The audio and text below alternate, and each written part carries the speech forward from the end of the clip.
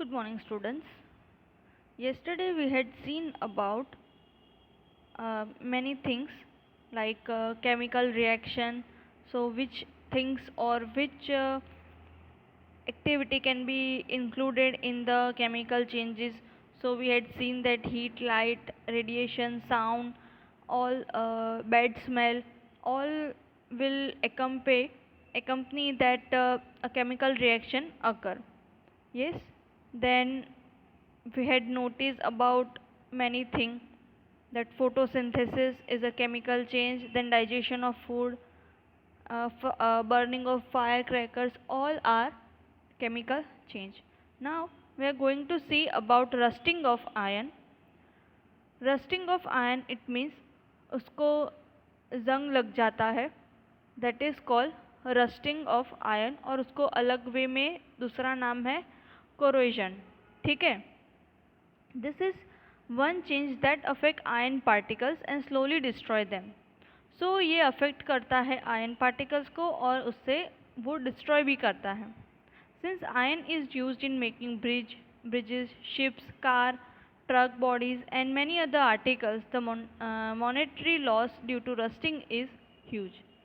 So हम देखते हैं डे टू डे लाइफ में कि कितनी सारी चीज़ें आयरन से बनी है और ऐसे रस्टिंग होगा सभी चीज़ों का बिकॉज ऑफ मॉइस्चर, तो उसके कारण लॉस कितना होगा. So what can we do to prevent rusting of iron, और उसमें होता क्या है, we are going to learn about that. So it is represented by this equation: iron plus oxygen from air, और mainly air में से सिर्फ oxygen use होता है, plus water that is moisture. We can say water अगर atmosphere में भी होगा, जैसे भी ह्यूमिड क्लाइमेट चल रहा है, तो उसमें मॉइस्चर का प्रपोर्शन बढ़ जाएगा. सो ये तीनों चीज़ें इकट्ठी होके हमें रस्ट मिलती है, that is called iron oxide, the Fe2O3.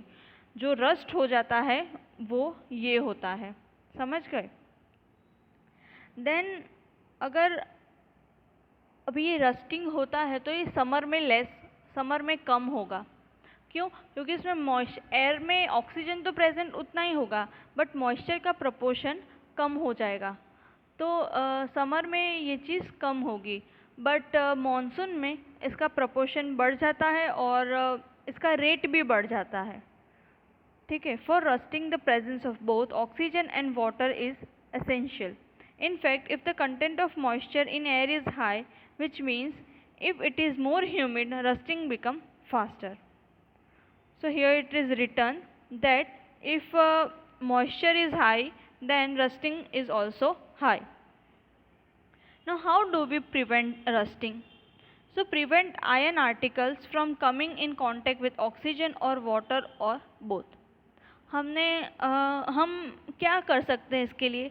सो सबसे पहले जो आयरन का लेयर है उसको एयर के कांटेक्ट में ना लाए या प्रिवेंट करे, तो हम इससे रस्टिंग से बचा सकते हैं. बट अगर हम कहें कि ट्रक वगैरह है वो पूरे दिन एयर की प्रेजेंस में रहते हैं, कार है, देन ऑक्सीजन हर जगह होती है, सो हम ऐसा तो नहीं कर सकते कि एयर बाहर निकाल दे या मॉइस्चर बाहर निकाल दे. सो उसका वे क्या है प्रिवेंट करने का कि हम उसे पेंट कर दें. पेंट करेंगे या तो ग्रीस वैक्स से या ऑयल से ग्रीस करेंगे तो भी हो सकता है. सो उसमें होता क्या है कि अगर सपोज़ हमने पेंट किया तो आयरन की जो चीज़ें हैं, सपोज़ एक प्लेट ले ली हमने, उस पर पेंट कर दिया तो उसके ऊपर एक लेयर आ गया. सो वो जो ऑक्सीजन है वो डायरेक्ट कांटेक्ट में आता है. मैं आपको फिगर से एक्सप्लेन करती हूँ. सपोज़ ये एक आयरन प्लेट है, अभी उसके ऊपर हमने एक कोटिंग कर दिया, एक कलर का कोट लगा दिया. ठीक है, ये इसके ऊपर कलर का कोट लगा दिया. सो जो ऑक्सीजन आएगा वो डायरेक्टली आयरन प्लेट पे नहीं आएगा, पहले ये कलर का कोट पे आएगा, उसके बाद इस पे लगेगा. और हम बिना कोट के यूज़ करेंगे तो जो एयर है वो डायरेक्ट कांटेक्ट में आएगा. इससे क्या होता है, एक क्लियर कलर का आ जाता है जिससे रस्टिंग का रेट बहुत कम हो जाता है। ऐसा नहीं कह रही मैं कि ये टोटली प्रिवेंट हो जाएगा, बट येस इसका रेट एकदम लेस हो जाएगा। So one simple way is to apply a coat of paint or grease. In fact, these coats should be applied regularly to prevent rusting. इसको रेगुलरली पेंट करना पड़ता है। Another way is to deposit a layer of metal like chromium, zinc on iron. अभी हमने इसमें paint लगा, अभी कई जगह है जहाँ पे हम हर बार पेंट नहीं कर सकते। अनदर वे उसका है क्या, तो हम उस पर दूसरा मेटल लगा दें जिससे रस्टिंग ना हो। कौन से मेटल्स हम यूज़ कर सकते हैं, तो क्रोमियम एंड जिंक, ये दो मेटल हम यूज़ कर सकते हैं। This process of depositing a layer of zinc on iron is called galvanisation. इस प्रोसेस को हम क्या बोलेंगे, जब metal like zinc and chromium iron पे लगेगा तो हम उसे इस प्रोसेस को गैल्वेनाइजेशन बोलेंगे। समझ गए? The iron pipes we use in our home to carry water are galvanized to prevent rusting. अभी जो हमारे घर पे पाइपलाइन, वाटर पाइपलाइन होती है, वो उसमें तो टोटली वाटर ही रहता है, तो उसमें वेपर ज़्यादा होगी, मॉइस्चर ज़्यादा होगा। इट कैन बी, तो वो हमेशा गैल्वेनाइज्ड ही होती है जिससे हमें रस्टिंग से प्रिवेंट कर सकते हैं। You know that ships are made of iron and a part of them remain underwater. Ships है वो तो पूरे टाइम पानी में रहती है, उसका हाफ पार्ट है नीचे का वो टोटली वाटर में रहता है और वो आयरन का बना होता है, और ऊपर का पार्ट है वो मॉइस्चर में रहता है, मतलब एयर की प्रेजेंस पे। उसमें हाईएस्ट चांसेस रहते हैं रस्टिंग के, तो उसमें भी हम गैल्वेनाइजेशन की प्रोसेस यूज़ कर सकते हैं। Moreover, water of sea contain many salts. Sea water salty होता है, उसमें बहुत सॉल्ट प्रेजेंस रहता है, तो वो भी रस्टिंग को रेट को फास्टर करेगा, जिससे डैमेज शिप को बहुत ज़्यादा होता है।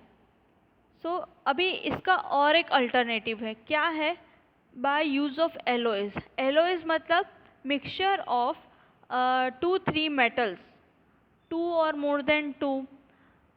इफ़ हम इसका मिक्सचर बना के एक नई बनाए प्रोडक्ट, तो that is called alloy. Suppose मैं एग्ज़ाम्पल दूँ आपको, तो एग्ज़ाम्पल में